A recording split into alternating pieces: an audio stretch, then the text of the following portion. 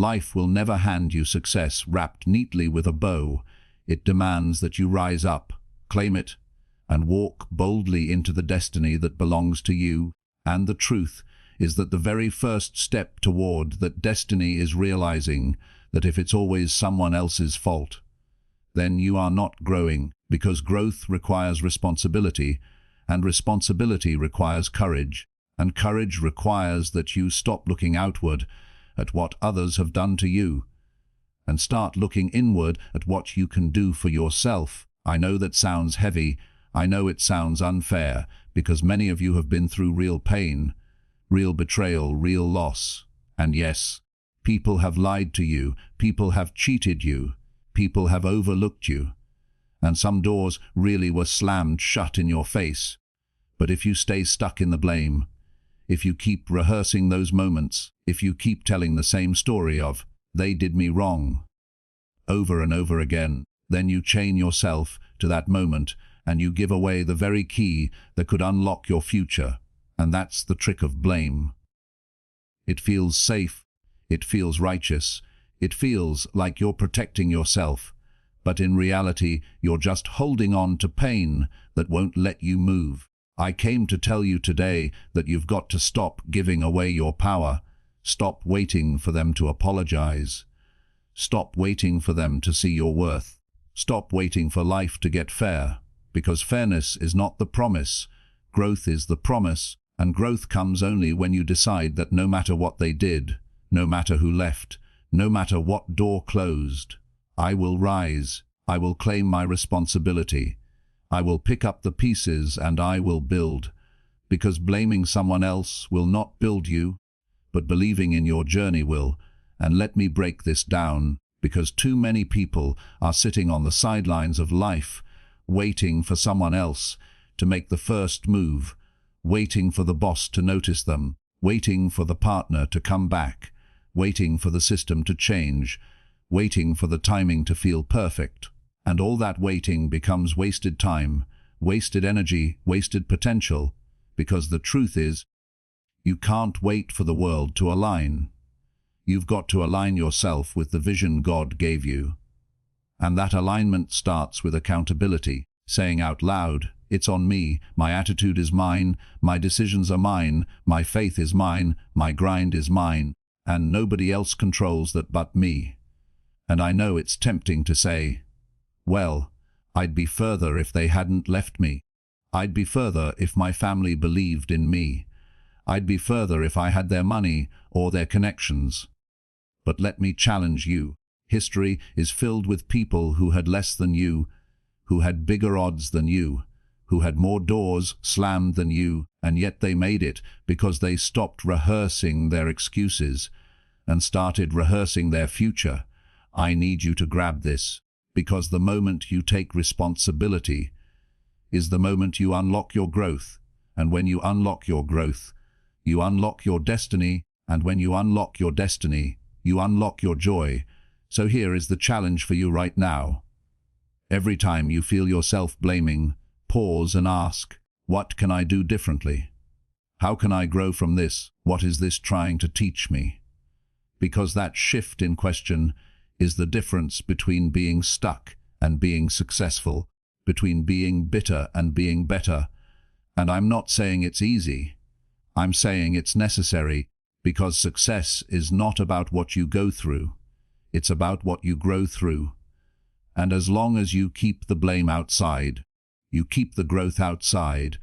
But when you bring it back to yourself, when you own your journey, suddenly you find strength you didn't know you had. Suddenly you find creativity you didn't know was inside you. Suddenly you find peace in places where you used to only feel pain. And that's what this chapter, this foundation is all about. Choosing to stop the cycle of blame and step into the cycle of growth. Because one day you're going to look back and thank yourself for refusing to waste another year blaming, and for choosing instead to start building, to start believing, to start becoming everything you were created to be. Because the truth is, nobody is coming to rescue you. But the good news is, you don't need rescuing. You've got God, you've got grit, you've got the gift of today. And if you can take that and declare, I am responsible for me, I believe in my journey, I will not waste another moment blaming, then your life will shift in ways you can't even imagine, and that shift starts right here, right now, with you. Responsibility is the door to freedom, and until you walk through it, you'll keep living life like a prisoner of excuses, chained to stories that no longer serve you. And here's the hard truth you've got to swallow. Nobody is coming to carry you across that line. Nobody is going to hand you the life you dream of. Nobody is going to do the work that was assigned to you. So if you keep waiting for that moment where everything lines up perfectly, if you keep waiting for people to fix what they broke, if you keep waiting for someone to validate your pain, then you'll be standing in the same place 5 years from now wondering why nothing changed. And the answer is simple. It didn't change because you didn't choose responsibility. Now let's be real. Responsibility doesn't always feel good, because it means looking in the mirror and saying, if my life is going to get better, it's up to me. And most people don't want to do that, because it's easier to blame, it's easier to point at the boss, the system, the parents, the past. But the problem with blame is it robs you of the one thing you can actually control, which is your response. And responsibility is really just responsibility, the ability to choose how you respond to the cards life has dealt you. And when you realize that, when you wake up every morning and remind yourself, my attitude is my responsibility, my effort is my responsibility, my words are my responsibility, my choices are my responsibility, you unlock a level of freedom most people never know. Because suddenly you are no longer waiting on permission, you are no longer begging for approval, you are no longer hostage to circumstances. You are driving your own life with both hands on the wheel. Let me tell you something, freedom doesn't come from doing whatever you want, whenever you want. That's chaos, not freedom. True freedom is the power to discipline yourself, to choose your future over your feelings, to sacrifice comfort for character, and responsibility is the price tag for that freedom. But the payoff is worth it, because once you take ownership, nobody can hold you back but you. So many people are sitting around saying, I can't be great because of what happened to me. But what if what happened to you was the very thing that can make you great? What if the pain you're blaming was actually the platform God gave you to stand on? What if the struggle you're trying to run from is the story you're supposed to tell to inspire somebody else, but you'll never see it that way if you refuse to take responsibility for how you respond? And listen, I'm not saying you caused everything that happened to you. Life is unfair, people are cruel, circumstances are real. But I am saying you are responsible for how you choose to live after it happens, because responsibility doesn't mean it's your fault. It means it's your future, and your future is too important to be left in somebody else's hands. So stop waiting for apologies that may never come. Stop waiting for validation that may never arrive. Stop waiting for rescue when God already gave you the tools to rebuild. Because when you embrace responsibility, you discover power, you discover confidence, you discover momentum, and momentum is everything. Because once you take one step, you start to feel stronger, and once you feel stronger, you take another step, and before long you've walked out of that prison of excuses and into the wide, open field of possibility. And here's the beautiful part. When you take responsibility, you give yourself permission to fail forward, because you're no longer scared of making mistakes. You're no longer hiding from risk. You're no longer frozen in fear. You realize that even if you stumble, even if you fall, as long as you take ownership, you can learn, you can adjust, you can rise again. And that is freedom, because freedom is not the absence of mistakes. Freedom is the ability to grow beyond them. Now let me make it plain. Responsibility means you stop saying, I can't, and start saying, I will. It means you stop saying, "They won't let me," and start saying, "I'll find a way."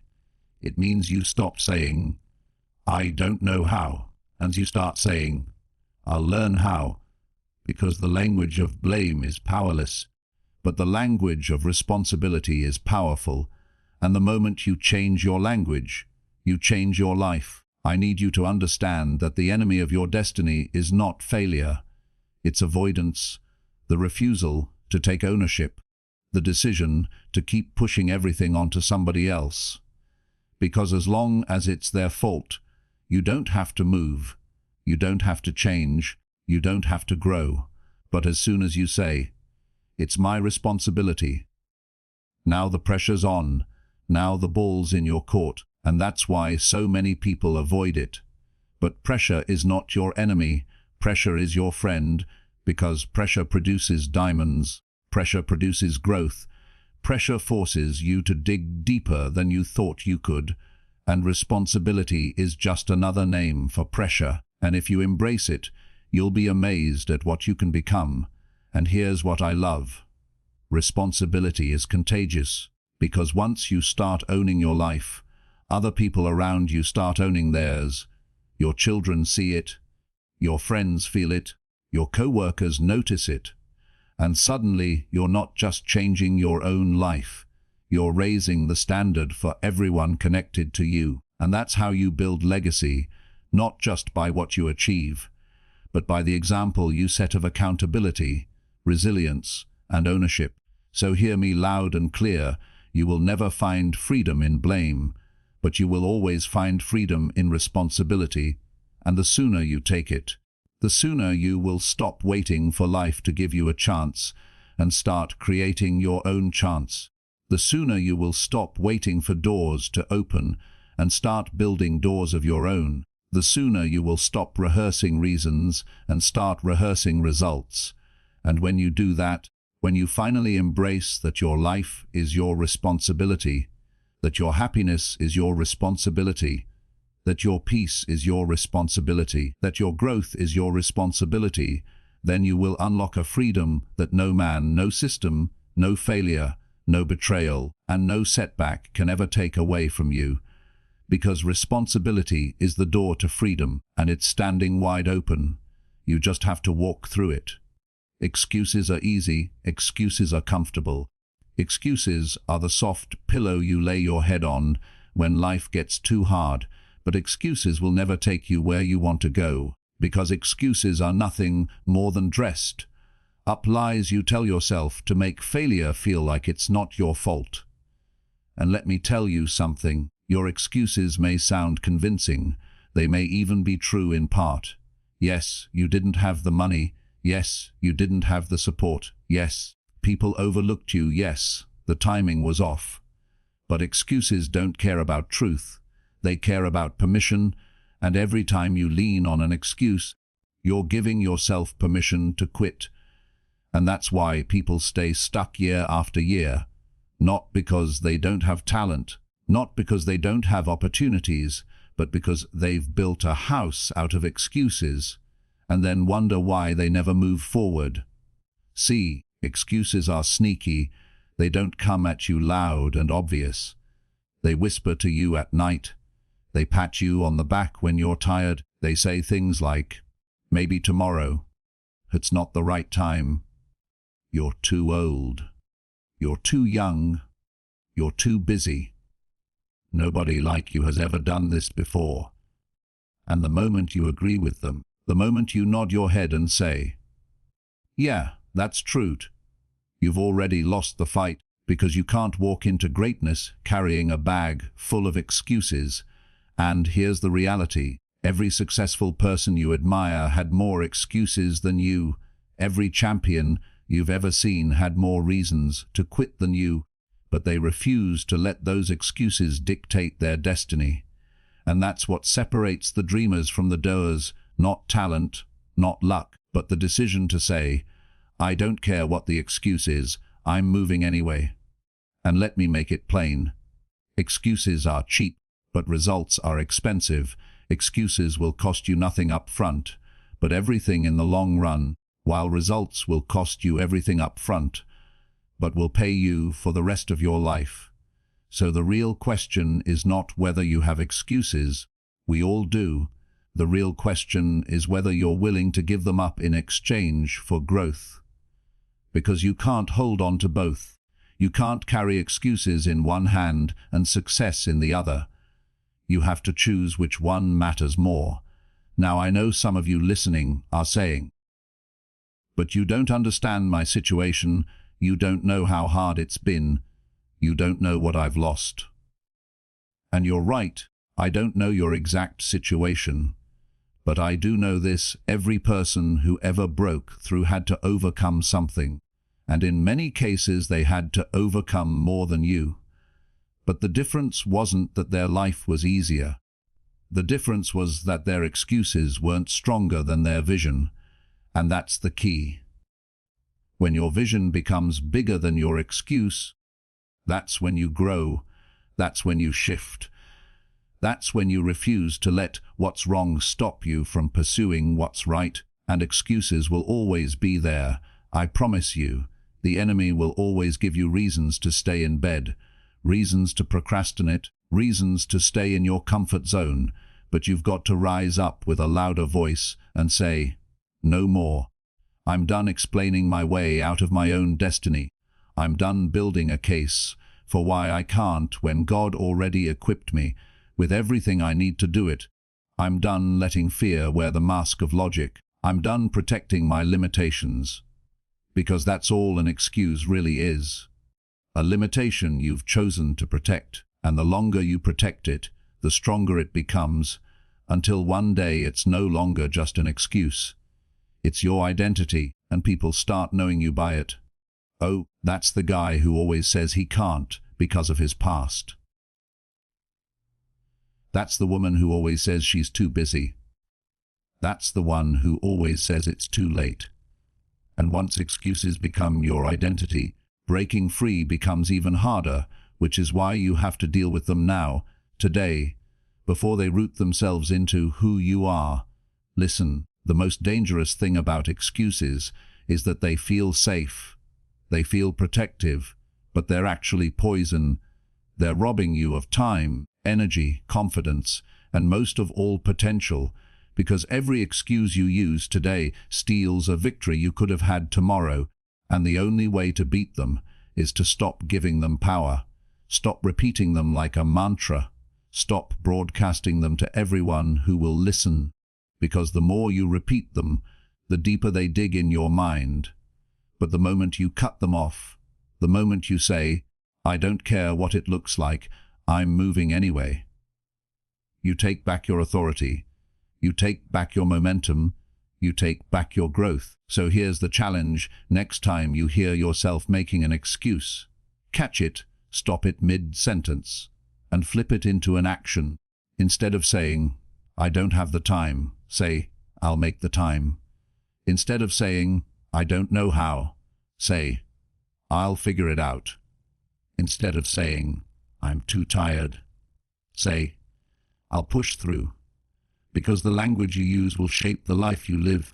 And if you keep feeding your mind excuses, don't be surprised when all you produce is regret. But if you feed your mind action, you'll produce results. And let me end with this: you can make excuses or you can make progress. But you cannot make both.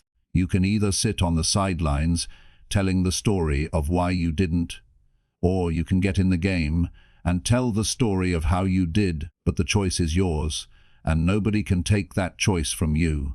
So today, right now, I dare you to stop rehearsing your reasons, stop protecting your limitations, stop hiding behind comfort, and decide that your dream, your destiny, your future is worth more than any excuse you could ever come up with. Because excuses are easy, but greatness is earned. And if you want it, if you really want it, you're going to have to stop talking about why you can't and start showing the world why every failure is fertilizer for your future. And I know that when you're standing in the middle of it, when you're surrounded by disappointment, when the thing you prayed for didn't work out, When the plan you invested everything in collapsed right in front of you. When the people you counted on turned their backs and left you with nothing but questions. It doesn't feel like fertilizer. It feels like a grave.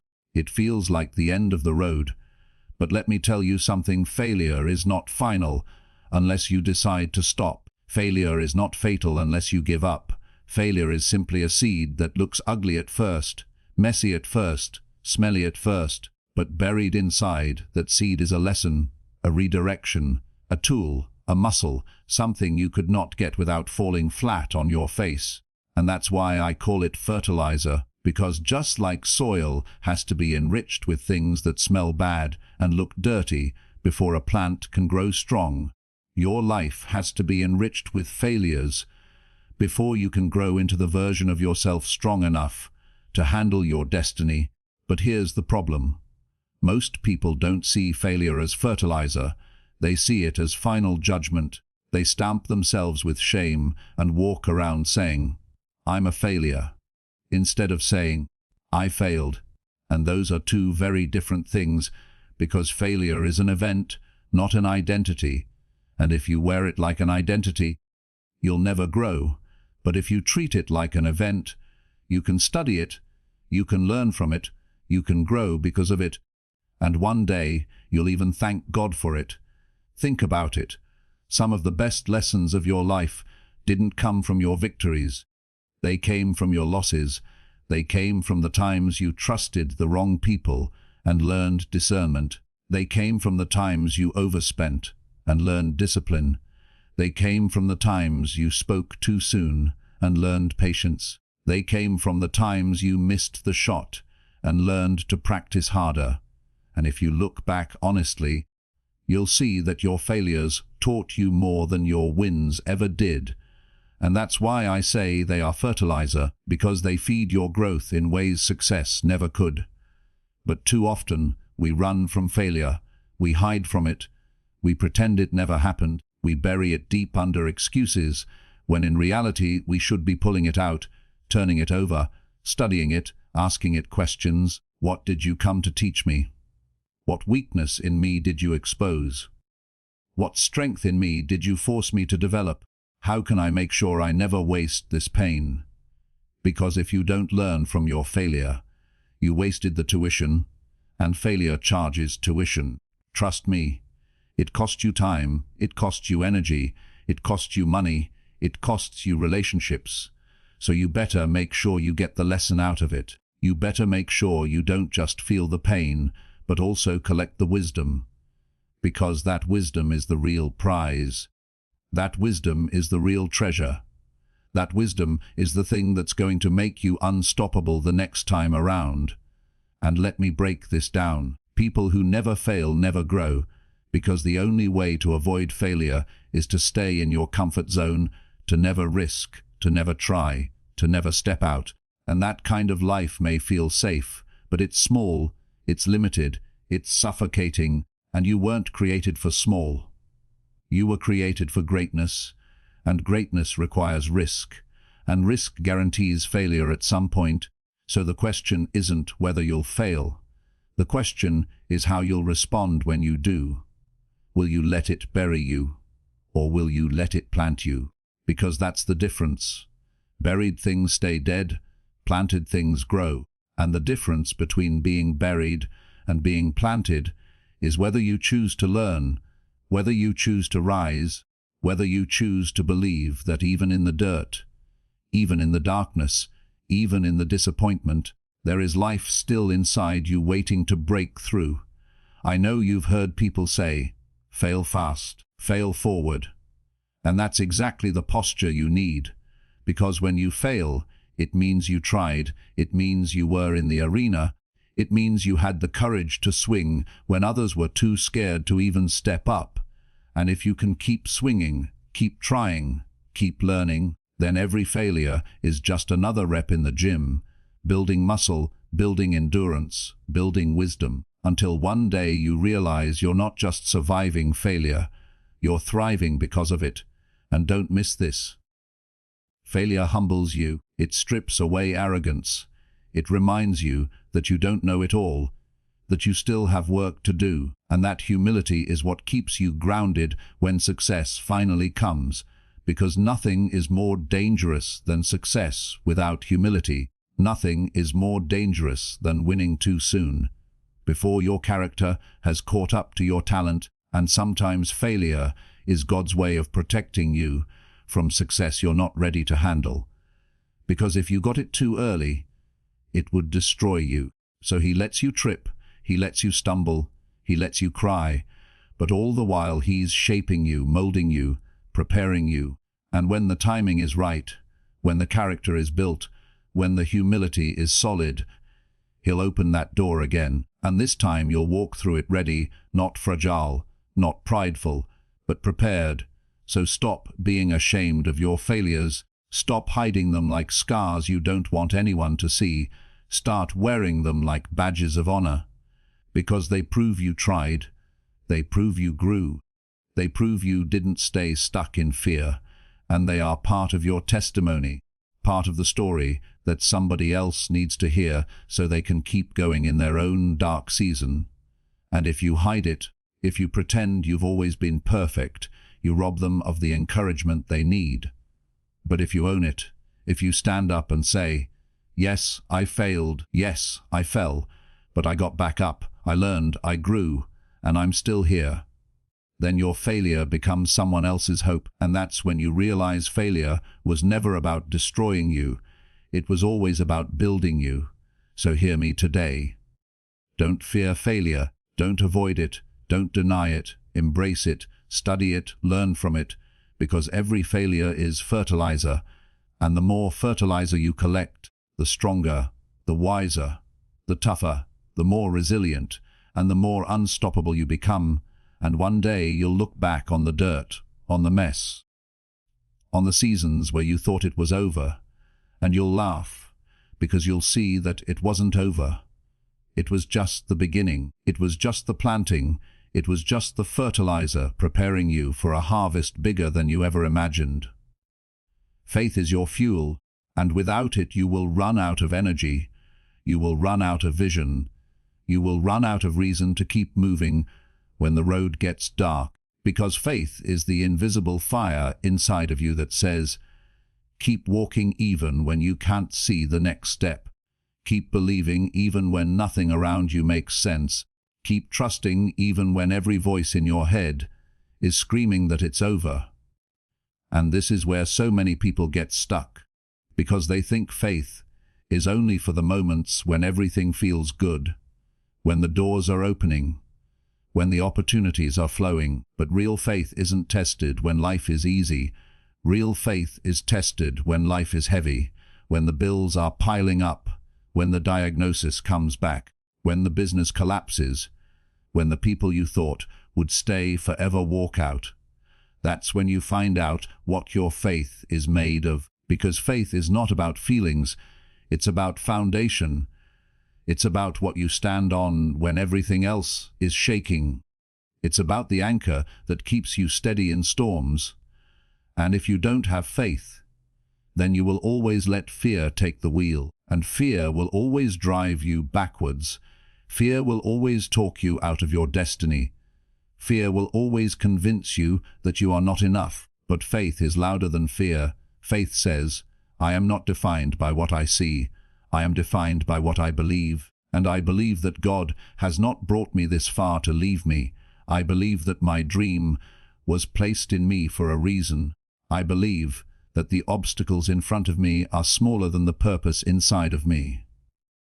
And when you hold on to that, when you let that be your fuel, then nothing can stop you, because the world can strip you of resources, the world can take away opportunities, the world can tell you no 1,000 times, but the world cannot take away your faith unless you give it up. And if you keep your faith, you keep your fire. Now let's be clear, faith is not denial. It's not pretending you don't have problems. It's not closing your eyes and wishing reality away. No, faith looks reality dead in the eye and says, yes, this is hard. Yes, this hurts. Yes, I'm scared. But I still believe there's more ahead of me.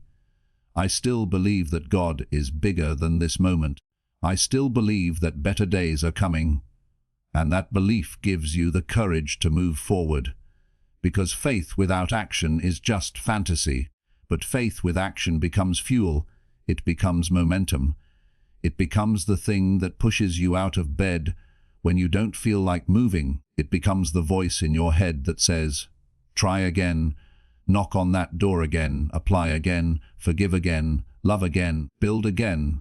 And every time you act on that voice, your faith grows stronger, because faith is like a muscle. The more you use it, the stronger it gets, and the stronger it gets, the more unstoppable you become. And let me tell you why this matters. Because life will not make sense most of the time. Life will throw you curveballs. Life will hit you with storms you didn't see coming. Life will leave you standing in the middle of a mess asking, why me? And if you only rely on logic, if you only rely on what you can see, then you will quit, because logic will tell you it's impossible, logic will tell you it's over. But faith will whisper, it's not over until God says it's over. It's not done until you stop believing. It's not finished until you step out one more time. And that whisper can keep you alive in the darkest seasons of your life. I can't tell you how many people give up not because they ran out of talent, not because they ran out of resources, but because they ran out of faith, because they let fear and doubt eat it away until they had nothing left to keep them moving.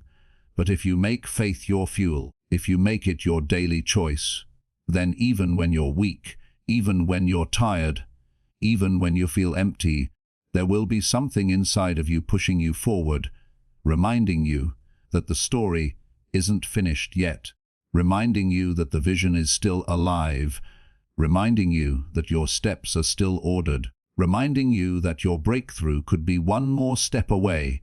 And here's what I want you to get.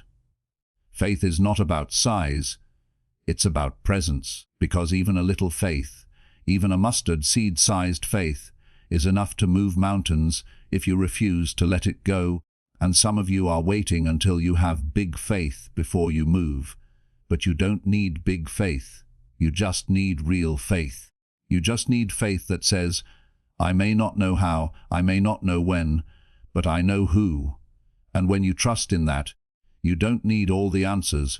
You just need the courage to take the next step. And as you step, the path will reveal itself. Faith is your fuel, but you've got to fill up daily. You've got to speak it. You've got to feed it. You've got to protect it. Because just like a car runs out of gas, if you never stop to refill, your faith will run dry if you don't invest in it. And the way you invest in it is by watching what you listen to, watching what you read, watching who you spend time around. Because if all you do is surround yourself with negativity, with doubt, with fear, with small-minded people, your faith will shrink. But if you surround yourself with belief, with encouragement, with voices that push you forward, with stories that remind you it's possible, your faith will grow. And as it grows, so does your ability to keep moving through anything life throws at you. So let me close this chapter with this truth: life without faith will drain you. It will crush you. It will convince you that your story is over. But life with faith will fuel you. It will carry you. It will sustain you. It will give you strength you didn't know you had, peace you didn't know existed, and courage you never imagined you could feel. So don't let fear be your fuel. Don't let doubt be your fuel. Don't let negativity be your fuel. Let faith be your fuel, and watch how far it takes you, because with faith as your fuel, there is no distance too far, no mountain too high, no valley too deep, and no dream too big. And as long as you keep that fire burning, you will keep moving, you will keep growing, and you will keep becoming everything you were created to be. Your circle matters more than you can possibly imagine, because the people you keep around you will either feed your growth or drain your spirit. They will either pour into your dreams or poison your confidence. And too many of us underestimate the influence of the company we keep, thinking we can stay strong while surrounding ourselves with weak voices, thinking we can stay focused, while spending time with distracted people, thinking we can stay positive, while allowing negativity to be our daily conversation. But the truth is simple: you will always rise or fall to the level of your circle, because energy is contagious, belief is contagious, doubt is contagious. And if you are constantly connected to people who don't see your vision, don't support your journey, don't challenge you to be better, then eventually their doubt will rub off on you, their fear will rub off on you, their excuses will rub off on you, and suddenly you'll find yourself shrinking to fit their level instead of stretching to reach your own potential. And this is why you cannot keep blaming people for holding you back. If you refuse to change who you give access to your life, because you are the gatekeeper of your circle, you decide who sits at your table, you decide whose voices echo in your ears, you decide whose energy you allow to mix with yours. And if you keep inviting people who belittle your dreams, who laugh at your ideas, who celebrate your failures instead of your wins, then you are choosing to live small. You are choosing to sabotage your own growth, because every great vision requires a supportive environment, every great dream requires fertile soil, and you can't plant a future in poisoned ground. So let's talk plain. If you want to grow, you've got to surround yourself with believers, with doers, with dreamers, with people who clap when you win and push you when you doubt, with people who challenge you to stretch higher, think bigger, pray harder, and never quit, because growth doesn't happen in isolation, it happens in community, and the right community will water your seed until you bloom, but the wrong community will stomp on your seed before it ever sees the sun. And I know this is hard. I know it hurts to admit that some of the people closest to you may not be right for your future, that some of the friends you've had for years may be anchors instead of wings, that some of the family members you love may be more committed to your past than your potential. But hear me: love them, honor them, respect them, but stop letting them control your circle, because access is a privilege, not a right, and you have to start protecting your space like your destiny depends on it. Because it does. And here's the thing: your circle is not just about who you spend physical time with, it's also about who you let live rent free in your mind through conversations, through social media, through entertainment, through what you read and watch, because all of it shapes you, all of it influences you, all of it feeds or starves your belief. So if you want to change your life, you have to change what you consume, you have to change who you listen to, you have to change the voices you give authority to, because if your ears are full of gossip, negativity, fear, and doubt, don't be surprised when your heart feels heavy and your dream feels impossible. But if your ears are full of faith, wisdom, encouragement, and vision, then your spirit will stay strong even when your circumstances look weak. And let me tell you this: your circle will either give you accountability or excuses, and whichever one you receive most often will shape the direction of your life. Because if your circle is always excusing you, always letting you off the hook, always telling you it's okay to quit, then you will never grow.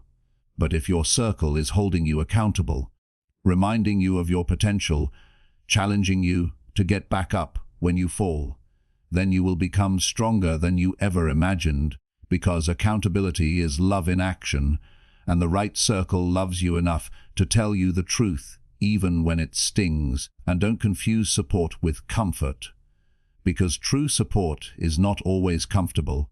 True support doesn't just pat you on the back when you're slacking. True support says, "I know you're capable of more, so I refuse to let you settle." True support says, "You may be tired, but you can push a little harder." True support says, "I see greatness in you, and I won't let you waste it." And that kind of circle will frustrate you sometimes. It will stretch you, it will challenge you, but it will also transform you, because iron sharpens iron, and dull blades never cut anything. So here's the challenge for you. Take inventory of your circle.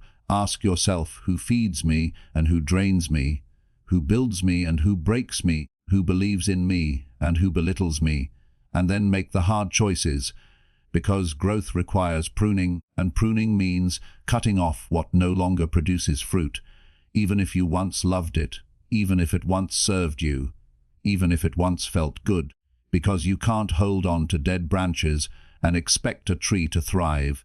And I promise you this, when you start aligning yourself with the right people, when you start guarding your circle, you will see your energy rise, your confidence rise, your creativity rise, your opportunities rise, because you become like who you're connected to. And if you're connected to greatness, you will rise into greatness. But if you're connected to mediocrity, you will sink into mediocrity, not because you're weak, but because you're human, and humans are shaped by environment. So shape your environment before it shapes you. And let me end this with love. Your circle matters because your destiny matters. And if you're serious about growing, if you're serious about becoming everything you were created to be, then you can't keep blaming people for holding you back while continuing to give them front row seats in your life. It's time to clean your circle. It's time to protect your peace. It's time to surround yourself with people who see your light and fan your flame instead of trying to dim it. Because the truth is, you don't just need friends who like you, you need friends who lift you. And if you build that kind of circle, if you protect that kind of circle, you will find that growth becomes easier, success becomes more natural, and destiny becomes inevitable, because your circle matters, and the right circle will change everything. Discipline is the bridge between your dream and your reality, and without it you will forever be stuck in the land of what if and someday. Because dreaming alone does not deliver, wishing alone does not create, hoping alone does not build. Only discipline can transform the invisible into the visible, and discipline is not glamorous, it's not easy, it's not fun most of the time, but it is necessary. It is the daily decision to do what you said you would do long after the mood you said it in has left you. It is the power to get up when you're tired, to keep moving when you're uninspired, to stay consistent when nobody is watching. And I need you to understand that without discipline, talent is wasted, gifts are squandered, opportunities slip away, because talent might open the door, but only discipline keeps you in the room. Discipline is what makes sure you're ready when the opportunity finally comes. Discipline is what builds the habits that turn potential into performance, and people who lack discipline always blame their circumstances, always blame their past, always blame other people, because it's easier to make excuses than it is to make changes. But the truth is, excuses don't move you forward. They only chain you to the same place. And if you're tired of being stuck, if you're tired of saying, maybe next year, then you've got to embrace discipline, because discipline is the difference between growth and stagnation, between breakthrough and breakdown, between success and regret. Think about it. Every champion you admire, every story that inspires you, every person who rose from nothing to something did it with discipline. They worked when they didn't feel like it. They studied when they wanted to sleep. They practiced when they wanted to party. They sacrificed short-term comfort for long-term vision, and that is the price of greatness. That is the toll you have to pay if you want to cross that bridge from dreaming to living. And here's what's crazy. Discipline isn't about being perfect. It's about being consistent. It's about showing up again and again. It's about doing the small things every single day that add up to big change over time. Because success is not built in giant leaps. It's built in daily steps. It's built in the decision to eat right, to save money, to practice your craft, to focus on your goals, even when nobody claps for you, even when nobody notices, even when it feels like it's not working. Because discipline doesn't deliver results overnight. It delivers results over time. And if you quit too soon, you'll never see the harvest. And that's why most people never achieve what they could. They give up in the waiting season. They give up before the breakthrough, because they don't realize that discipline is the grind, discipline is the waiting, discipline is the watering of the seed when you still don't see the plant. And I promise you this, if you keep watering, if you keep showing up, if you keep working your plan with discipline, eventually the breakthrough will come. Eventually the doors will open. Eventually the results will show, but only if you refuse to quit, only if you hold yourself accountable, only if you stop letting your feelings decide your future, because your feelings will lie to you. Your feelings will tell you, stay in bed. Your feelings will tell you, you've done enough. Your feelings will tell you, oh, it's too hard. But discipline will tell you, get up. Discipline will tell you, going. Discipline will tell you, the pain today is the progress tomorrow. And you've got to choose which voice you will obey, because whichever one you obey becomes the master of your life. And let me tell you something powerful. Discipline is freedom, not restriction, because when you have discipline, you are no longer a slave to your impulses, no longer a prisoner to your bad habits, no longer a victim of procrastination. Discipline sets you free to live the life you want, to achieve the goals you set, to build the future you deserve.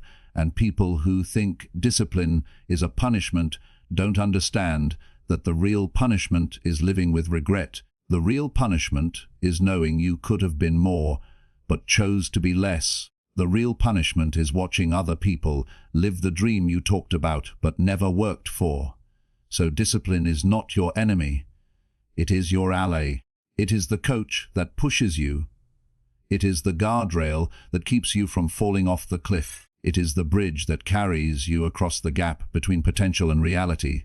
And yes, it will be hard. Yes, it will cost you comfort. Yes, it will make you sweat, cry, and doubt yourself sometimes. But everything worth having costs something, and discipline is the down payment on your destiny. So stop looking for shortcuts. Stop waiting for motivation. Stop blaming the lack of opportunity, and start building your discipline.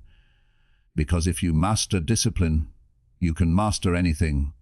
And here's the good news, discipline is built, not born. It's not something you either have or don't. It's something you create one choice at a time. Every time you say no to procrastination and yes to progress. Every time you say no to excuses and yes to effort. Every time you say no to distraction and yes to focus. You are building your discipline muscle, and the more you build it, the stronger you get. And the stronger you get, the more unstoppable you become. Because eventually what once felt hard will feel normal, what once felt impossible will feel natural. And you will look back and realize that the life you're living is the product of the discipline you built. So let this be the truth that shakes you awake today. Your destiny is waiting on your discipline. Your growth is waiting on your discipline. Your breakthrough is waiting on your discipline. And no one else can do it for you. No one else can carry that load. No one else can walk that bridge. It has to be you. And if you make the choice to live with discipline, to commit yourself fully, to stop making excuses, then you will find that there is no limit to what you can achieve, because discipline doesn't just change your habits, it changes your life. And once you embrace it, once you truly own it, you will never again settle for someday. You will start living your dreams today. Gratitude is the key that unlocks abundance, and without it you will never feel fulfilled, no matter how much you achieve, no matter how much you own, no matter how far you climb, because gratitude shifts your focus from what's missing to what's present, from what's broken to what's blessed, from what you lack to what you already have. And too many people spend their whole lives chasing happiness like it's hiding at the top of a mountain or buried at the end of a rainbow. when the truth is happiness is found in the daily practice of being grateful for what's already in your hands, because gratitude is not about ignoring your struggles. It's about refusing to let your struggles blind you to your blessings. It's about looking at your life with new eyes and realizing that even in the middle of the storm, you still have shelter, you still have breath, you still have opportunity, you still have another chance to rise. And that shift in perspective is what gives you peace in the chaos, what gives you strength in the weakness, what gives you hope in the despair, because gratitude and negativity cannot live in the same space. One will always push the other out, and when you choose gratitude, you choose growth, because a grateful heart doesn't complain about the work. It celebrates the chance to grow. A grateful heart doesn't whine about the obstacles. It sees them as proof that progress is happening. A grateful heart doesn't envy what others have. It recognizes that blessings come in different shapes and at different times, and when you master gratitude, you master your mindset, and your mindset is everything. Think about this. There are people who have far less than you who live with far more joy than you, and there are people who have far more than you who live with far more misery than you. Because joy is not in possessions, it's in perspective, and gratitude is the perspective that says, I will not take this day for granted. I will not take my health for granted. I will not take my opportunities for granted. I will not take my relationships for granted. I will not take this life for granted. And when you wake up every morning with that spirit, you stop living like a victim, and you start living like a victor, because gratitude reminds you that even though you may not be where you want to be yet, you are not where you used to be, and that's worth celebrating. Now here's the powerful thing about gratitude. It multiplies the more you practice it.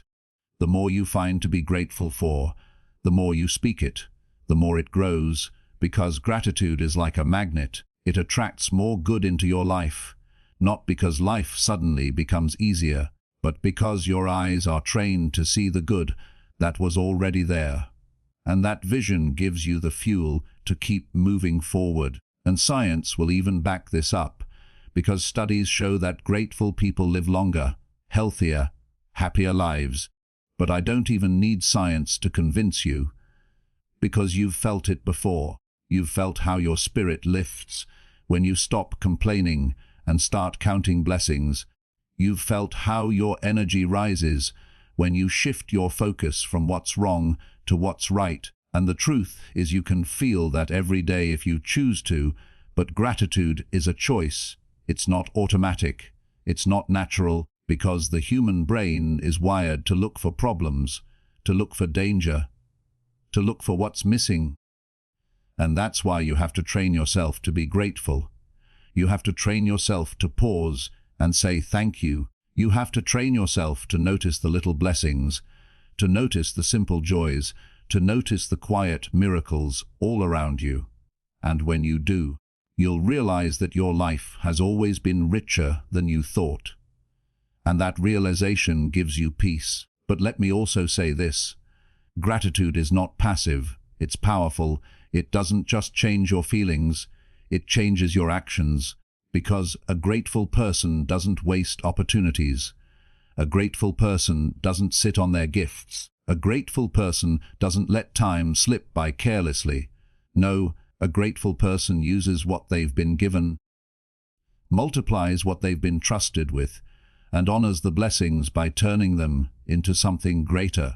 And that's why gratitude and growth go hand in hand. Because when you're grateful, you stop whining about the work, and you start working with joy, and that joy makes you more consistent, more disciplined, more effective, and more resilient. And let me remind you, gratitude is not just about things, it's about people too. Because the truth is, none of us got here by ourselves. Someone believed in you, someone supported you, someone sacrificed for you, someone opened a door for you, someone prayed for you, someone encouraged you. And gratitude means recognizing that and honoring that. It means saying thank you to the people who poured into you. It means giving back. It means lifting others the way you've been lifted. And when you live with that kind of gratitude, your relationships deepen, your influence expands, your heart softens, and your spirit grows. And here's another truth. Gratitude is tested most in hard times, because it's easy to be grateful when everything is going well. It's easy to be grateful when the bills are paid, when the health is good, when the path is clear. But real gratitude is when you can say, thank you. In the middle of the storm, when you can say, thank you. Even when it hurts, when you can say, thank you. Even when you don't understand, because that kind of gratitude is not dependent on circumstances. It's rooted in faith. It's rooted in the belief that even this pain has a purpose. Even this struggle has a lesson. Even this season is shaping me for something greater. And when you can live with that kind of gratitude, nothing can break you, because you stop seeing life as happening to you, and you start seeing life as happening for you. And that shift gives you strength no circumstance can steal. So here is the challenge for you: start and end every day with gratitude. Start your mornings not by complaining about what you don't want to do, but by thanking God for the chance to do it. Start your mornings not by scrolling through negativity, but by speaking words of thanks. And end your nights not by replaying what went wrong, but by acknowledging what went right. And if you do this long enough, it will rewire your mind, it will reshape your attitude, and it will renew your energy.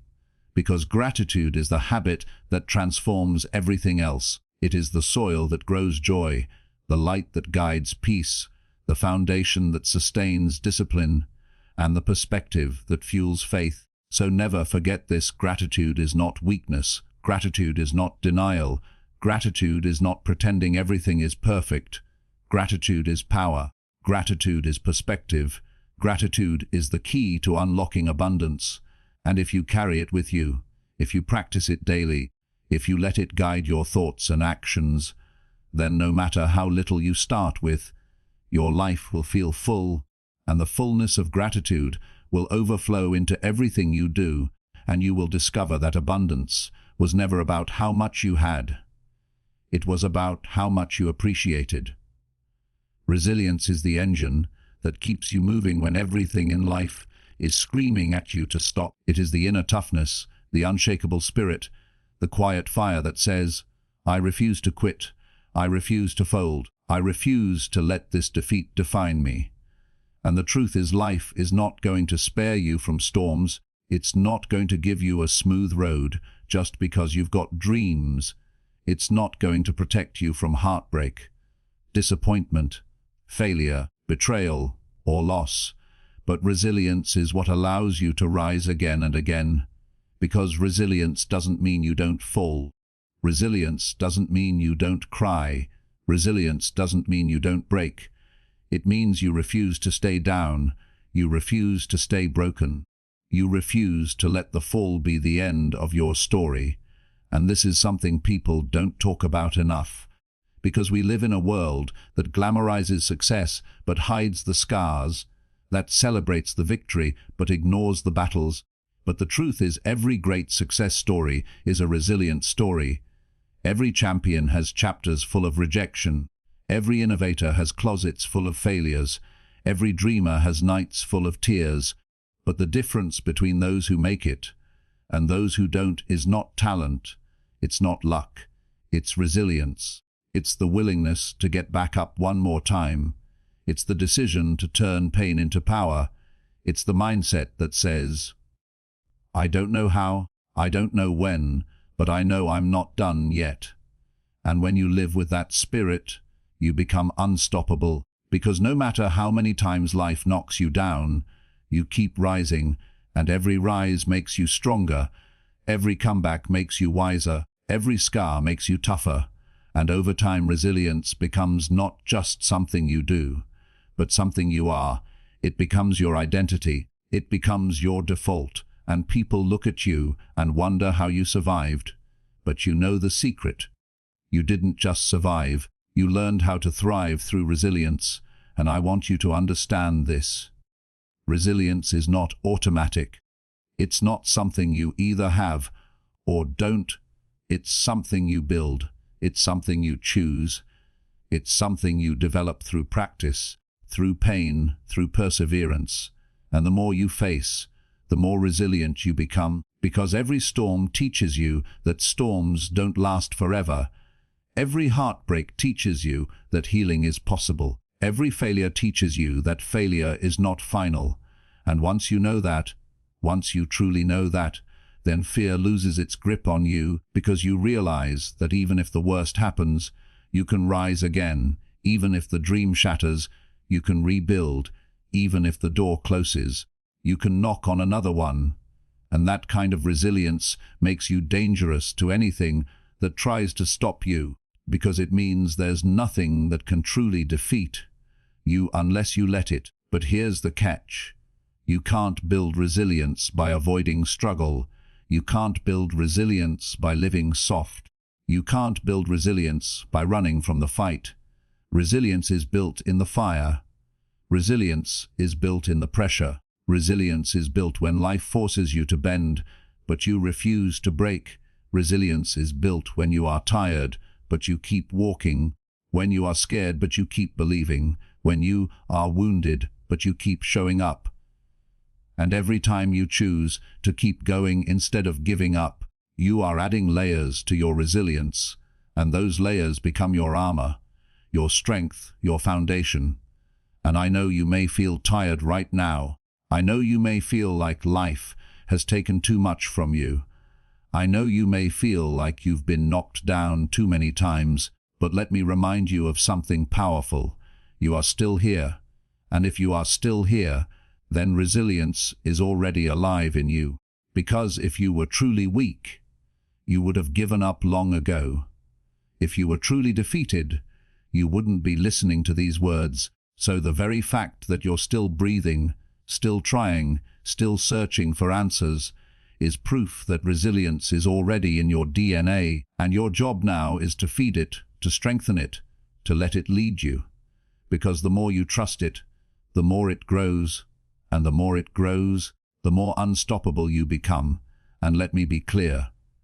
Resilience is not about pretending everything is fine. It's not about faking strength. It's not about smiling through pain. It's about acknowledging the pain and choosing to rise anyway. It's about admitting the fall and deciding to stand again. It's about feeling the fear and moving forward anyway, because resilience is not about perfection. It's about persistence, and persistence will always outlast resistance. Because life can throw obstacles, but life cannot stop a heart that refuses to quit. So here's the truth. Resilience will give you an advantage that talent never can, because talent fades, opportunities shift, luck runs out, but resilience endures, resilience adapts, resilience sustains, and when you are resilient, you don't fear failure anymore. Because you know failure is not fatal. You don't fear rejection anymore. Because you know rejection is just redirection. You don't fear loss anymore. Because you know you can rebuild. And that kind of fearlessness allows you to take risks, to chase bigger dreams, to step into greater arenas, because you know that even if you fall, you'll rise again. And that confidence is what separates the average from the extraordinary. So let me challenge you. Stop waiting for life to get easier. Stop waiting for the road to smooth out. Stop waiting for the obstacles to disappear. Instead, start building your resilience. Start training your spirit to bounce back faster, to recover stronger, to endure longer. And you will discover that you don't need an easy life to live a great life. You just need a resilient spirit. Because life will always test you, but resilience will always carry you through the test. And I'll end with this: resilience is not just about surviving. It's about transforming. It's about letting the pain shape you into someone stronger. It's about letting the losses teach you wisdom. It's about letting the scars remind you of your strength. It's about turning every breakdown into a breakthrough. And if you live with that kind of resilience, then no matter what life throws at you, you will not just endure. You will evolve, you will rise, you will keep moving toward your destiny, because resilience is the engine, and as long as the engine keeps running, the journey continues, and your story is never over. Vision is the map for your journey, and without vision you will wander aimlessly, moving but never arriving, busy but never building, alive but never truly living, because vision gives your life direction, it gives your struggle meaning, it gives your choices clarity, and too many people are frustrated not because they lack talent or opportunity, but because they lack vision. They don't know where they're headed. They don't know what they're chasing. They don't know why they're here.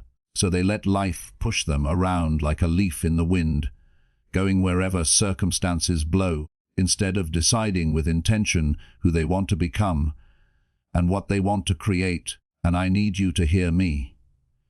Vision is not just about what you see with your eyes. It's about what you see with your spirit. It's about the picture in your heart of the future you know is possible, even when your present doesn't reflect it yet, because vision is the ability to see beyond the now into the next, to look past the obstacles and see the outcome, to look past the pain and see the purpose, to look past the struggle and see the strength that's being built. And if you don't have that, you will quit when it gets hard. You will give up when it gets dark. You will settle for less than you're capable of. Because without vision, people perish, not just physically but emotionally, spiritually, and mentally. Because without vision there is no hope, no drive, no fuel. But with vision you can endure anything. You can survive storms, you can press through pressure. Because you know there's something greater ahead, something worth fighting for, something worth sacrificing for. And let me tell you, vision is not optional, it is essential, because life will test you, life will distract you, life will try to make you forget who you are and what you carry, but vision keeps you anchored, vision keeps you steady, vision keeps you moving in the right direction. Even when your feelings want to pull you off track, and here's the truth. Nobody can give you your vision. It has to be born in you. It has to be discovered. It has to be nurtured. And the way you find it is by listening to that still, small voice inside, the voice that whispers in your quiet moments, the voice that won't let you rest when you're ignoring your purpose, the voice that keeps painting pictures in your imagination of what could be. Because those aren't random thoughts. Those are clues to your calling.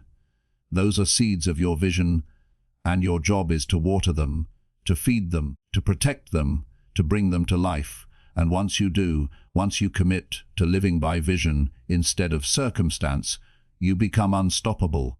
Because vision will pull you when strength runs out. Vision will guide you when the path is unclear. Vision will remind you why you started when the struggle feels too heavy. But here's what you have to watch for. Dream killers. Because there will always be people who can't see what you see, who will laugh at your vision, who will doubt your goals, who will tell you you're crazy. And if you let their blindness infect your sight, you'll abandon your vision. But remember, they don't need to see it. Only you do. They don't need to believe it. Only you do. Because vision is personal. Vision is yours, and if God gave it to you, it wasn't meant for them, it was meant for you. So stop waiting for universal approval before you move. Stop waiting for the applause before you act. Stop waiting for the guarantee before you step. Because vision requires faith. Vision requires risk. Vision requires courage. And the truth is, if your vision doesn't scare you a little, then it's too small. Because real vision stretches you beyond your comfort zone. Real vision demands growth. Real vision forces you to become more than you are today. And that is why vision is so powerful. It doesn't just give you something to chase. It gives you someone to become. And don't confuse vision with fantasy. Because fantasy is wishing without working. But vision is a dream with discipline, a picture with a plan, a calling with commitment. And if you're serious about your vision, you can't just talk about it, you have to align your habits with it. You have to make choices that match it. You have to build routines that protect it. Because if your daily actions don't reflect your vision, then your vision will stay locked in your head instead of living in your reality. And too many people die with their vision still inside them. Too many people bury their dreams under excuses. Too many people trade their calling for comfort. But that doesn't have to be you. You can decide right now to protect your vision, to pursue your vision, to prioritize your vision. And if you do, your life will transform. And here's the beauty of vision. It's not just for you, because when you live your vision, when you walk in your purpose, when you bring your dream to life, you inspire others, you open doors for others, you create opportunities for others. Because vision is contagious, vision is magnetic, vision attracts resources, people and possibilities. And that's why you can't afford to let your vision die, because it's not just about you. It's about the lives connected to you. It's about the people who need what you carry. It's about the generation coming after you. And when you think of it like that, quitting is no longer an option. Settling is no longer acceptable, because your vision is bigger than you, and that responsibility should ignite your fire every morning. So let me remind you one more time. Vision is the map, vision is the compass, vision is the why behind the what. And if you don't have it, you'll wander. But if you do have it, and if you guard it, and if you commit to it, then no matter how hard the journey gets, no matter how long it takes, no matter how many detours you face, you will arrive, because vision never lies. Vision never fails. Vision will always carry you to your destiny if you refuse to let it go. So write it down, speak it out, live it daily, and let your vision be the fuel that keeps you pressing forward until the picture in your heart becomes the reality in your hands. Faith is the bridge between where you are and where you want to go. And without faith you will stay stuck, circling the same mountain, trapped in the same cycle, paralyzed by fear, because faith is what makes you step even when you can't see the whole staircase. Faith is what whispers, "Keep going," when logic screams, "Stop." Faith is what holds you steady when storms rage.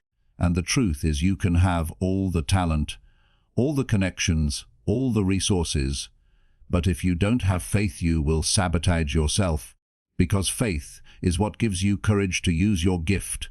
Faith is what makes you believe in the unseen. Faith is what makes you speak over your life, even when your situation looks nothing like your declaration. And I'm here to tell you that faith is not just some spiritual idea you hear about in church. Faith is a daily choice. It's the decision every morning to say, "I will trust the process even if I don't understand it. I will trust the timing even if it feels delayed. I will trust the plan even if it doesn't match my expectations." Because faith is not about seeing the evidence. It's about believing before the evidence. And that's why so many people never reach their destiny, because they're waiting to see before they believe. But life doesn't work like that. God doesn't work like that. You've got to believe first. You've got to speak it before you see it. You've got to walk like it's already yours. You've got to act like it's already done. And that's uncomfortable, that's unnatural, but that's the very essence of faith. And if you want to grow, if you want to elevate, if you want to break out of the cycles holding you back, you must develop unshakable faith, the kind of faith that can't be destroyed by opinions, that can't be shaken by circumstances, that can't be stolen by doubt. And here's the thing. Faith is like a muscle. It grows by being used. It grows by being tested. It grows when life puts weight on you and you decide to lift it anyway. So every challenge, every setback, every delay is not meant to break your faith. It's meant to build it. It's meant to stretch it. It's meant to make it stronger. Because if you never faced struggle, you would never need faith. If you never faced impossibility, you would never need faith. If everything was easy, faith would have no purpose. But because life is hard, because dreams take time, because breakthroughs often come on the other side of breakdowns, faith becomes your anchor, your lifeline, your compass. And let me tell you something powerful. Faith has creative power. What you believe shapes what you become. What you believe shapes what you attract. What you believe shapes how you act. So if you carry small faith, you will live a small life. If you carry doubtful faith, you will sabotage yourself. But if you carry bold faith, if you carry mountain-moving faith, then you will begin to see doors open that logic said should stay closed. You will begin to see opportunities appear that no man could orchestrate. You will begin to see blessings flow that you didn't even expect, because faith activates favor, faith activates miracles, faith activates provision, and this is why your words matter, because your words reveal your faith. So stop speaking fear, stop speaking lack, stop speaking defeat, start speaking life, start speaking possibility, start speaking victory, and your faith will follow your words. But here's what you must also understand. Faith is not passive. Faith is not sitting around hoping something changes. Faith is active. Faith is moving even while you're believing. Faith is sowing even while you're waiting to reap. Faith is working even when the results aren't visible yet. Because faith without works is dead, and too many people miss their blessing because they believe but don't build. They hope but don't hustle. They pray but don't prepare. And true faith requires both. True faith requires you to walk like it's already yours. And that means discipline. That means sacrifice. That means showing up consistently. Because your actions prove your faith more than your words ever will. And let me say this too. Faith will isolate you sometimes, because when you carry a big vision, when you carry bold faith, you will intimidate people who only live by sight.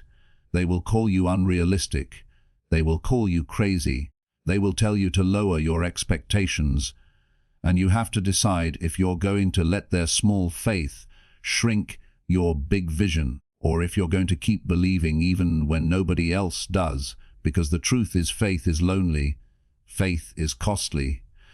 Faith is uncomfortable, but faith is also rewarding. Because on the other side of faith is the life you dream about. On the other side of faith is freedom. On the other side of faith is breakthrough. On the other side of faith is destiny. And if you quit before you cross that bridge, you'll never taste the fullness of what's waiting for you. So stop letting doubt talk you out of what faith is trying to lead you into. Stop letting fear sabotage your blessing. Stop letting impatience make you settle for less than you're worth. And trust the journey, trust the delays, trust the process. Because if you can hold your faith through the storm, you will walk into a season of abundance. But only if you don't give up. And remember this, faith is not about having it all together. Faith is not about never feeling doubt. Faith is about choosing belief over fear, choosing persistence over quitting, choosing hope over despair. And every time you make that choice, you strengthen your faith. You elevate your spirit. You align yourself with favor. And one day you will look back and realize that faith carried you through places you never thought you'd survive. Faith lifted you when nothing else could. Faith opened doors you didn't even knock on. And when that day comes, you'll understand why it was worth it. Why the struggle mattered, why the delay was necessary, because your faith wasn't just building your future. It was building you, shaping you, preparing you for the very blessing you've been asking for. And that is why you must never stop believing, never stop declaring, never stop moving. Because faith is not just a principle, faith is a lifestyle, faith is the key. And when you live by faith, truly live by it, there is nothing on earth that can stop you from walking into the life you were created to live. Discipline is the silent architect of greatness, the hidden engine behind every dream realized. the unseen force that separates those who wish from those who achieve. And without discipline, your talent will betray you, your vision will remain a fantasy, your faith will lack foundation, because discipline is what makes you do the work when the mood has left. Discipline is what keeps you consistent when excitement fades. Discipline is what forces you to prioritize what you need over what you want. And the truth is, most people fail not because they lack potential, but because they lack discipline. They want the reward without the routine. They want the outcome without the effort. They want the glory without the grind. But life does not bend to desire. Life bends to discipline, because discipline is the bridge between intention and execution, between potential and performance, between dreaming and doing. And if you want to grow, if you want to build something lasting, if you want to elevate to a level most will never see, you must master discipline. And I don't mean temporary discipline, the kind you turn on for a week and then abandon. I mean daily discipline, lifelong discipline, the kind that shows up when nobody is watching, the kind that repeats the unglamorous routines until excellence becomes automatic. And here's the thing. Discipline is not punishment. Discipline is freedom. Discipline is not restriction. Discipline is empowerment, because when you are disciplined, you are in control of yourself. You are not a slave to cravings, to laziness, to fear, to distraction. You are the master of your time, your energy, your choices. And that mastery is the key to success, because the undisciplined life is chaotic, it is unstable, it is wasted potential. But the disciplined life is focused, it is productive, it is purposeful. And discipline is not something you are born with, it is something you build. Like a muscle, it grows with use, it strengthens with repetition, it expands with consistency. And the more you practice discipline, the easier it becomes, because habits shape destiny, and discipline is simply the practice of shaping habits that align with your vision. And I want you to see this clearly. Every great athlete, every successful entrepreneur, every powerful leader, they are where they are not just because of inspiration, but because of discipline, because they chose to train when others slept, to study when others partied, to sacrifice when others indulged. And while people called them obsessed, they were simply disciplined. And now the results speak for themselves. And if you're serious about changing your life, if you're serious about reaching new levels, you must stop relying on motivation, because motivation is a feeling, and feelings are fickle, but discipline is a decision, and decisions can be repeated even when feelings fade. So if you wake up tired, discipline still says get up. If you feel discouraged, discipline still says keep going. If you face rejection, discipline still says show up again. Because discipline doesn't ask how you feel. Discipline asks what's required.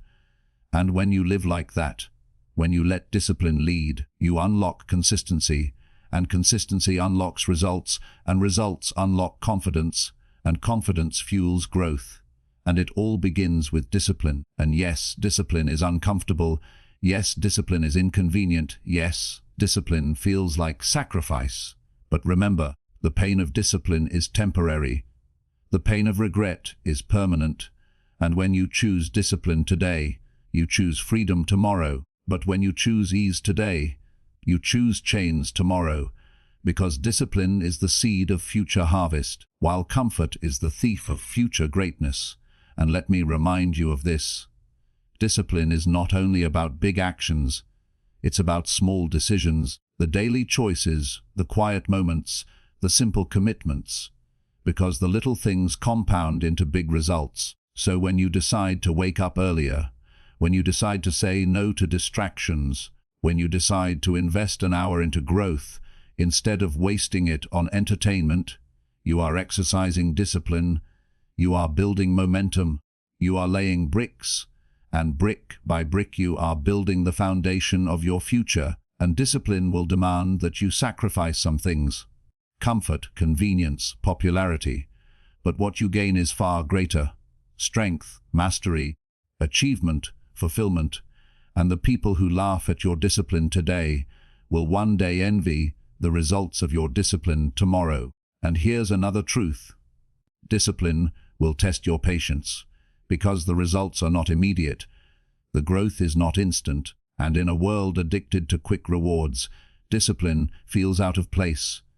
But that's why it works, because while others quit at the first sign of delay, the disciplined remain, they endure, they persist, and in the end they win, because discipline is not about speed, it's about consistency, it's about showing up day after day, until the compound effect turns small actions into massive outcomes. And this is why discipline is the secret weapon of champions, the edge that cannot be copied, the trait that cannot be faked, because anyone can be talented, anyone can get lucky, but not everyone can be disciplined, and that is what separates the average from the exceptional. So let me speak directly to you. You will never rise higher than your level of discipline. You will never build beyond the foundation of your habits. You will never sustain success without the systems that discipline provides.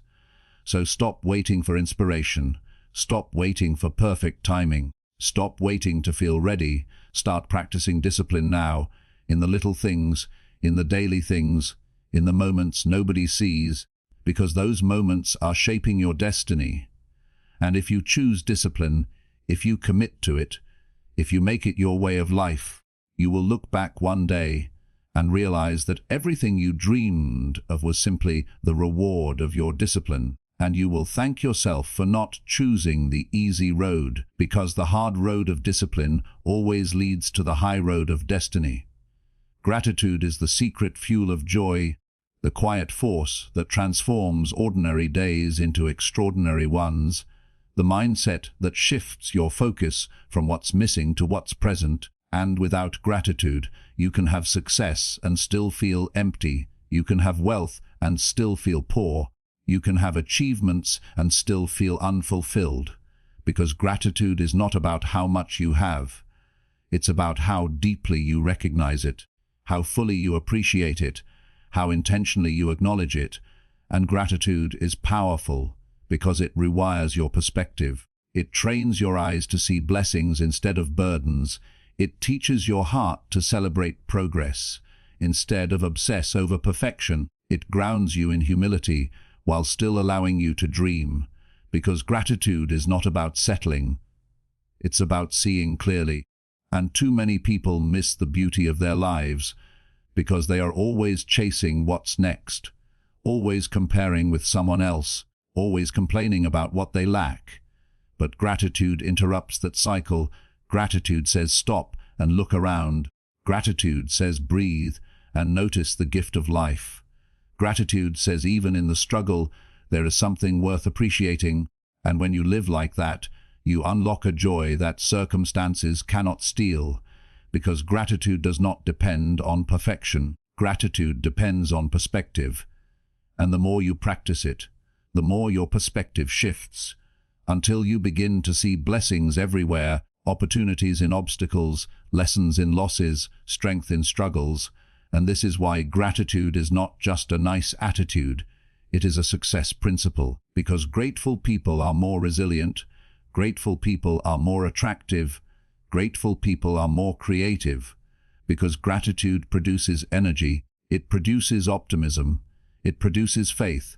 And those who live with gratitude are always in position to receive more, because gratitude multiplies what it touches. And I need you to hear this.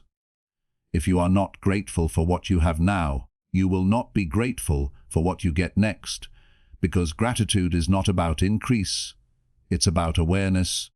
So if you're not aware of your blessings today, more blessings will only make you blind on a bigger scale.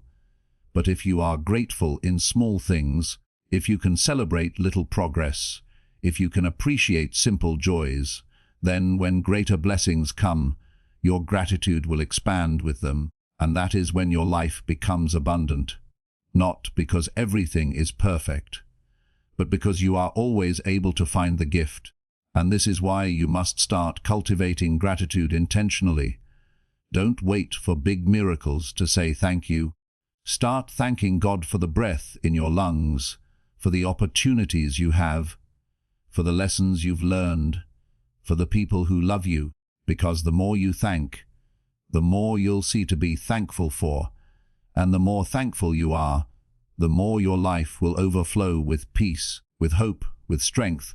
But let's be clear, gratitude is not denial. Gratitude does not mean ignoring pain. It does not mean pretending everything is okay. It means even in the pain you find something to hold on to. It means even in the storm you acknowledge the shelter. It means even in the heartbreak you recognize the love you once had. It means even in the failure you appreciate the lesson you gained. And that perspective does not erase the pain, but it empowers you to rise through it. It gives you strength to endure it. It gives you hope to move forward. And when you live like that, when you carry gratitude through every season, you become unshakable, because your joy is no longer tied to what happens. Your joy is rooted in what you see, and gratitude always sees light even in the darkest places. And here's what you must also realize. Gratitude is a habit, not a one-time action. It is something you practice daily, and the more you practice, the more natural it becomes. So start with simple things. Keep a gratitude journal. Write 3 things every day that you're thankful for. Say thank you to people around you more often. Pause throughout the day and reflect on small blessings, and watch how those small acts change your entire mood, your energy, your interactions, because gratitude is contagious. It affects not only you but everyone connected to you. And when you show gratitude, you create an atmosphere of positivity, an environment of appreciation, and people feel that, they're drawn to that, they want to be around that, and soon you'll find that gratitude not only changes your outlook, it changes your relationships, it changes your opportunities, it changes your life. And I'll tell you this, gratitude is one of the most powerful weapons against negativity, because you cannot be truly grateful and bitter at the same time. You cannot be truly grateful and jealous at the same time. You cannot be truly grateful and hopeless at the same time, because gratitude starves negativity, it suffocates envy, it destroys despair, and that is why the enemy of your soul wants to keep you focused on lack, wants to keep you comparing, wants to keep you complaining, because if you're ungrateful, you're weak. But if you're grateful, you're strong. If you're grateful, you're unstoppable, because nothing can steal the heart of a grateful person. And let me leave you with this challenge. Wake up every morning, and before you complain about what's wrong, thank God for what's right. Go to bed every night, and instead of counting your worries, count your blessings, and throughout the day train your eyes to look for gifts, even in small things, because that discipline of gratitude will transform you from the inside out. It will make your spirit lighter, your heart fuller, your faith stronger, and your journey brighter. And when you look back on your life, you'll realize that gratitude was not just a practice. It was a pathway to joy, a pathway to peace, a pathway to resilience, and ultimately a pathway to greatness, because gratitude turns what you have into enough, and then turns enough into abundance, and that abundance is the foundation of a fulfilled and powerful life. Courage is not the absence of fear. It is the decision to move forward in spite of fear. It is the choice to stand when your knees are shaking, to speak when your voice is trembling, to act when your heart is racing. And without courage you will live small, trapped inside the prison of what-ifs, chained by the opinions of others, limited by the stories you tell yourself. But with courage you can break barriers, you can chase dreams, you can live boldly, because courage is the spark that ignites change. It is the key that unlocks doors you were too afraid to touch.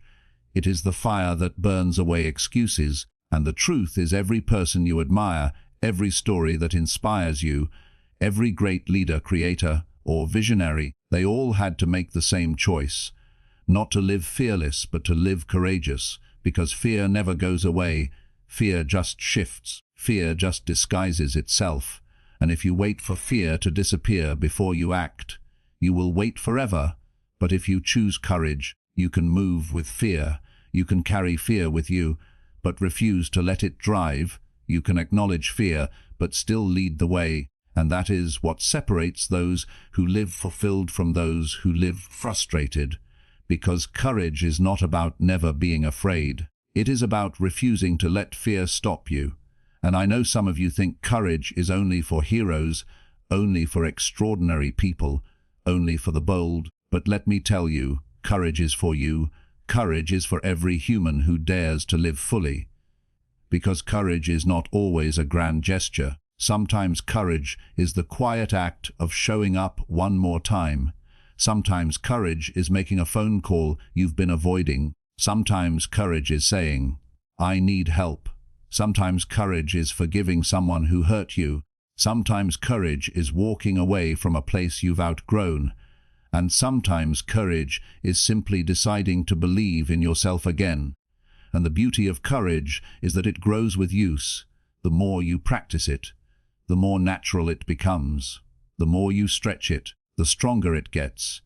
Until one day you look back and realize that the things that once terrified you are now things you do with ease. And that's how courage transforms you, not in one dramatic leap, but in daily steps of bravery that accumulate into a bold life. And here's the truth. Courage is contagious. When you dare to live courageously, you give others permission to do the same. Your bravery inspires bravery. Your willingness to try gives someone else hope.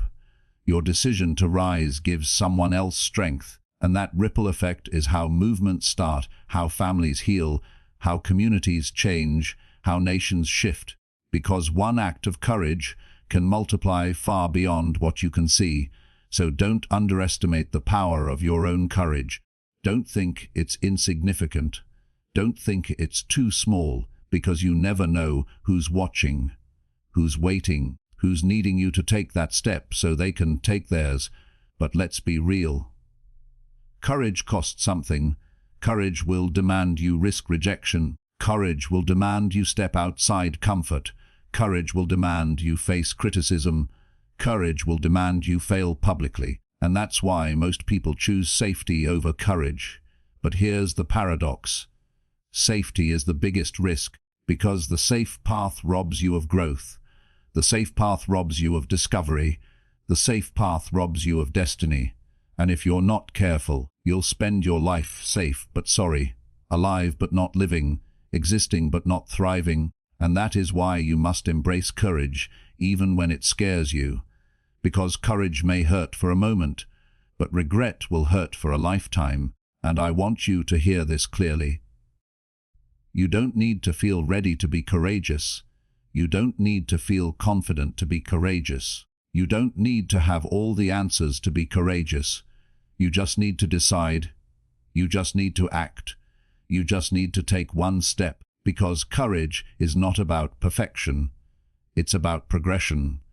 It's about moving forward when everything in you wants to stand still. And if you keep doing that, if you keep practicing courage, your confidence will grow, your faith will deepen, your vision will expand, and your life will become richer than you ever imagined. And don't think courage is only for chasing dreams. Courage is also for facing truths. Courage is also for healing wounds. Courage is also for admitting mistakes. Courage is also for setting boundaries. Courage is also for living authentically. Because courage is the foundation of freedom. Without courage, you will always be trapped in someone else's expectation, someone else's opinion, someone else's limitation. But with courage, you can be yourself fully, unapologetically, powerfully. And that is where real peace comes from, not from pleasing everyone, but from living true to yourself. And that requires courage every single day. So let me challenge you. Start small, but start now. Speak up when you would normally stay silent. Take the risk you've been putting off. Try the thing you've been talking yourself out of. Because the moment you choose courage, even in small ways, you break fear's hold. And every time you choose it again, you weaken fear's power, until one day fear is nothing more than background noise, and courage is your default setting. And when you live like that, life opens up, possibilities expand, opportunities appear, and destiny unfolds, not because you never felt fear, but because you refused to bow to it, because you chose courage again and again until courage became your character. And when that happens, you will look back on your journey with pride, not because it was easy, not because it was perfect, but because it was bold. And that is the kind of life worth living. Faith is the ultimate anchor of your journey, the force that carries you when strength runs out, the vision that guides you when sight fails, the whisper that tells you to keep moving when everything around you screams to quit. And faith is not some mystical idea reserved for saints or dreamers. Faith is practical. Faith is essential. Faith is the belief that what you are moving toward is worth the struggle. Faith is the conviction that even though the path is unclear, the destination is certain. Faith is the courage to take the step before you see the staircase. And without faith you will fold under pressure, you will collapse under setbacks, you will surrender to doubt. But with faith you can endure storms, you can rise from failures, you can hold on when others let go, because faith is not about what you see, it's about what you believe. And belief shapes everything. Belief determines how you act, how you speak, how you respond, how you recover. And if your belief is weak, your life will be weak. But if your belief is strong, you can endure anything, overcome anything, achieve anything, because faith is the seed of all greatness, the root of resilience, the foundation of fulfillment. And you must understand that faith will be tested, it will be shaken, it will be stretched, but it is in those tests that faith grows. It is in those valleys that faith deepens. It is in those struggles that faith matures. And too many people quit because they mistake difficulty for defeat. They think hardship means God has abandoned them. They think delay means denial. But faith teaches you that even in the silence, God is working. Even in the delay, preparation is happening. Even in the pain, purpose is being formed. And if you trust that, if you hold on to that, you will find strength to keep moving even when logic says stop. You will find fire to keep going even when fear says quit. You will find peace to keep believing even when doubt says impossible. Because faith whispers possible. Faith whispers keep going. Faith whispers don't give up. And those whispers become louder than the noise of negativity, louder than the voices of critics, louder than the storms of life. And that is how faith carries you through. But don't think faith is passive. Faith is not sitting back waiting for miracles to fall from the sky. Faith is active. Faith is movement. Faith is preparation. Faith is obedience. Because faith without works is dead. And if you truly believe, your actions will show it. If you truly believe, you will prepare for what you prayed for. If you truly believe, you will move in the direction of your vision, even when you can't see the whole picture. And that movement is what unlocks provision. That obedience is what opens doors. That consistency is what manifests breakthrough. Because faith is not just belief, it is belief expressed through action. And when belief and action combine, miracles happen, doors open, mountains move, lives change, and destinies unfold. And let me tell you this, faith is deeply personal, but it also inspires others. When people see you walking in faith, they see courage, they see resilience, they see hope. And sometimes your faith is the only sermon someone else will hear. Sometimes your faith is the only light someone else will see. Sometimes your faith is the only strength someone else will borrow until they find their own. And that is why you must protect your faith. You must feed your faith. You must nurture your faith. Because this world is full of doubt, full of fear, full of negativity. And if you are not intentional, it will drain your faith. It will crush your spirit. It will poison your belief. So you must surround yourself with voices that strengthen you. You must read words that build you. You must spend time with people who encourage you. You must pray meditate, affirm, whatever it takes to keep your faith alive, because your faith is your lifeline, your faith is your shield, your faith is your power, and when you lose everything else, if you still have faith, you still have a future, you still have a chance, you still have hope, and I want you to recognize this. Faith is not always about knowing how. Sometimes faith is about knowing who, knowing that God is bigger than your struggle, knowing that your Creator is wiser than your confusion, knowing that your source is stronger than your circumstance. And when you rest in that, when you trust that, you stop stressing about every detail, you stop worrying about every obstacle, you stop panicking over every delay, because you know that your steps are ordered, your path is guided, your story is written, and even the chapters that hurt are part of the masterpiece being created. And that trust gives you peace, that trust gives you strength, that trust gives you freedom, because faith releases you from the need to control everything and instead teaches you to align with the one who controls it all. And let me be real, faith is not easy. Faith will demand that you let go of certainty. Faith will demand that you walk when you can't see. Faith will demand that you risk looking foolish. Faith will demand that you persevere longer than you want to, but the reward of faith is beyond measure, because faith leads you to places fear could never take you. Faith opens doors that logic could never unlock. Faith gives you victories that strength alone could never achieve. And when you reach the other side of your struggles, when you look back at what you endured, you will see that it was faith that kept you, faith that carried you, faith that lifted you. And in that moment you will understand that faith was not just a tool, it was the very foundation of your destiny. And so I urge you today, choose faith over fear, choose faith over doubt, choose faith over despair, because your future depends on it. Your purpose depends on it. Your legacy depends on it.